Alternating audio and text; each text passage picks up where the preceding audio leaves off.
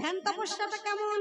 বসে বসে বলছেন না, কেমন ভাবে না ঊর্ধ্বে পদ হৃষ্টে মুন্ড দিয়ে চারিদিকে অগ্নি প্রজ্বলিত করে ভগবানকে ভজন সাধনা করা হতো। এটা গেল সত্য যুগের কথা। ধর্মের চরণ ছিল চারটি। মানুষের আয়ু ছিল কটি? কতদিন? 1,00,000 বৎসর।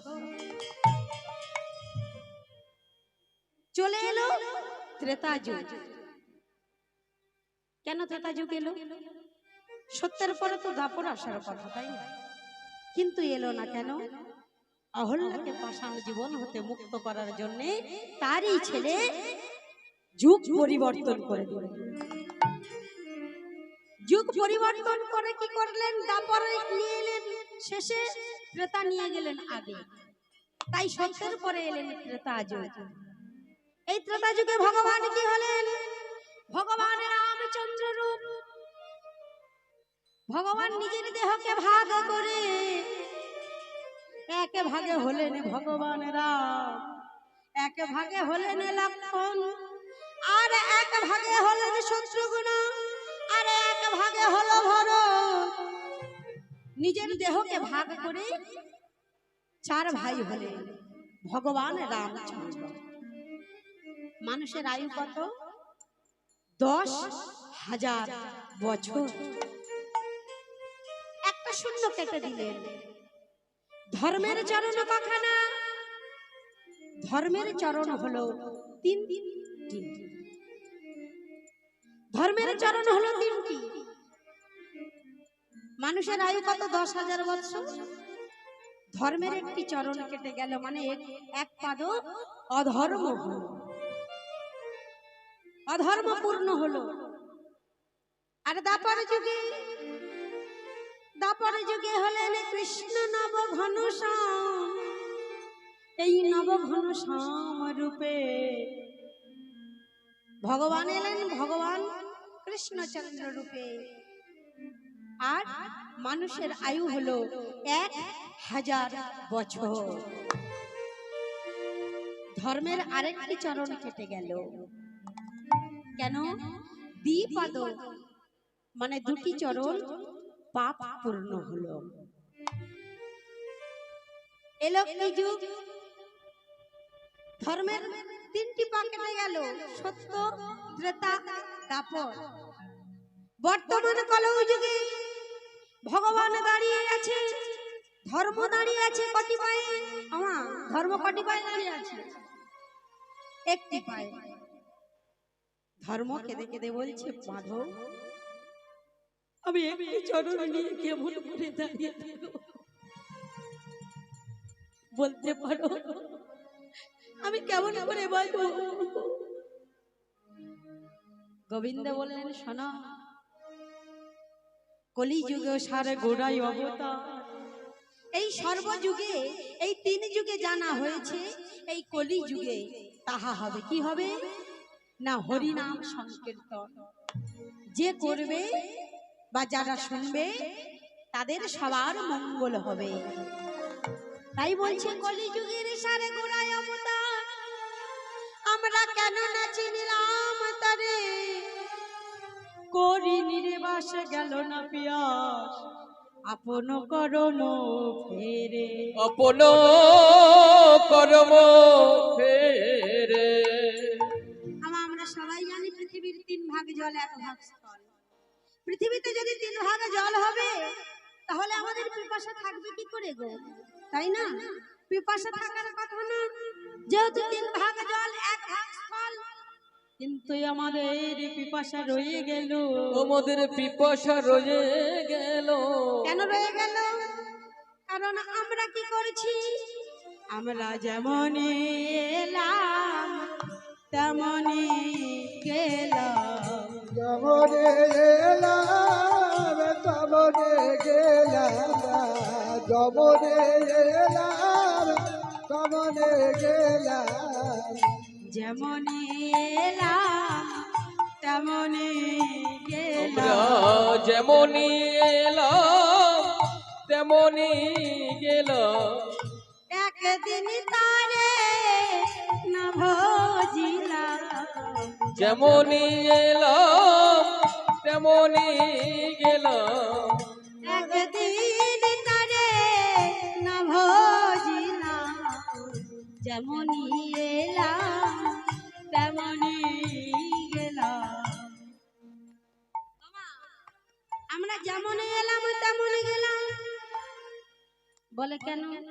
আমাদের ছেলে আছে, মেয়ে আছে, নাতি আছে, নাতনি আছে, আমরা যেমন এলাম তেমন কি করে গেলাম? টাকা তো ভাঙিয়ে রেখে গেছি পরবর্তী প্রজন্মের জন্য।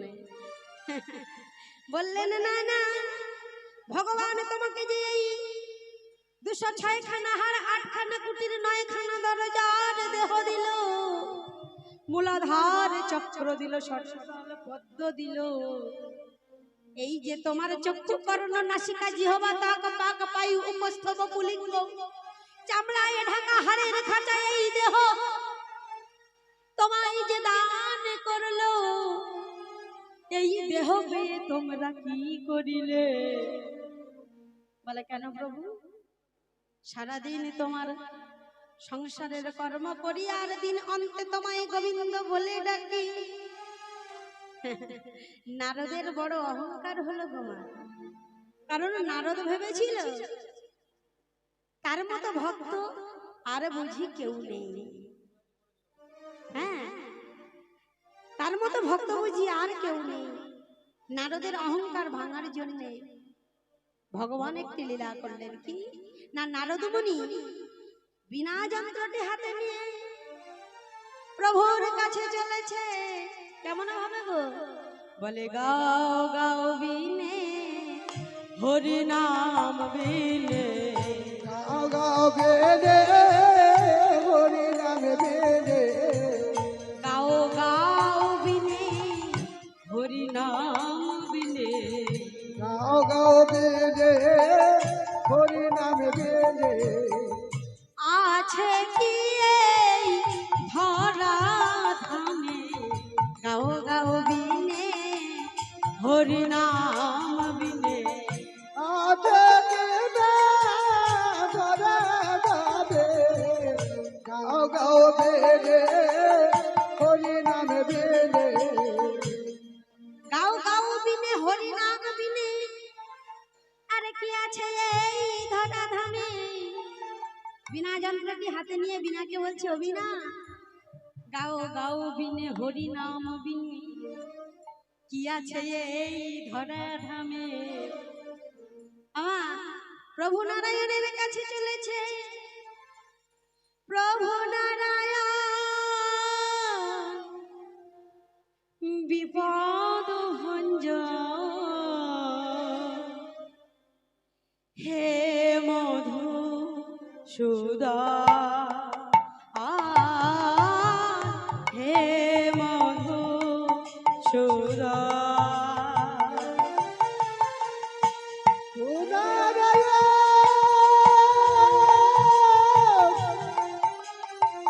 বিপদ ভঞ্জন,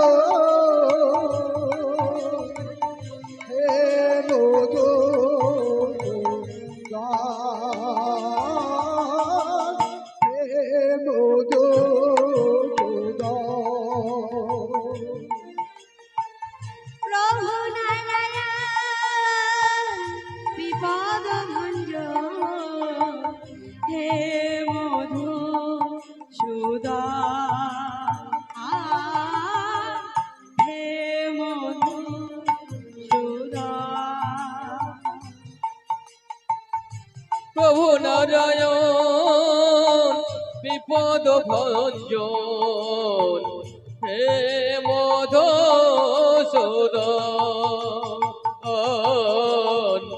হে মধুসূদন। ভক্ত ডাকিলে রহিতে পারো না, ভক্ত ডাকিলে রহিতে না পারো, ভক্ত ডাকিলে রহিতে পারো না, ডাকে রহিতে না পারো, ইহাই আমি শুনে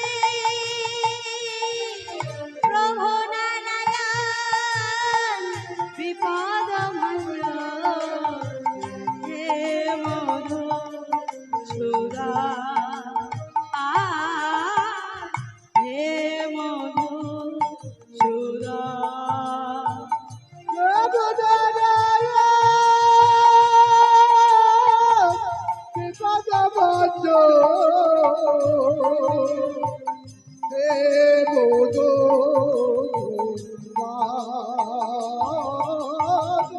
হে বোধো